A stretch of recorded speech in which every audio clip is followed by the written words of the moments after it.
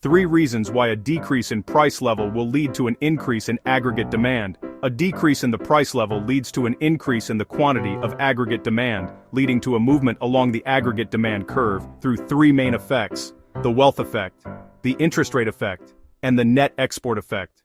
Aggregate demand is the total spending on goods and services in an economy and is composed of consumption, investment, government spending, and net exports. A fall in the price level increases the quantity of goods and services demanded by increasing consumption spending, investment spending, and net exports. The wealth effect explains how a change in the price level affects consumer spending. When the price level falls, the real value, or purchasing power, of consumers' money and other fixed-value financial assets, like cash in a savings account, increases. As a result, consumers feel wealthier and are therefore inclined to increase their consumption spending. Since consumption is a major component of aggregate demand, this increases the total quantity of goods and services demanded in the economy. The interest rate effect explains how a change in the price level affects investment spending. A lower price level reduces the amount of money households and firms need to hold for transactions. This lessens the demand for money, which drives down the price of money. That is the interest rate.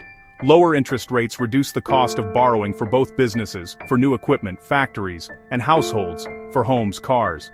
This fall in borrowing costs stimulates investment and interest-sensitive consumption, increasing the total quantity of goods and services demanded.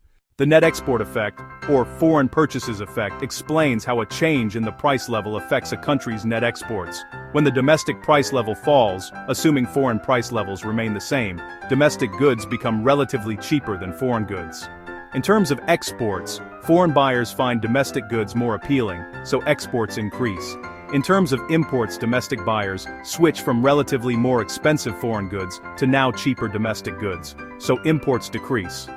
An increase in exports, coupled with a decrease in imports, leads to a net exports increase, thereby increasing the total quantity of goods and services demanded.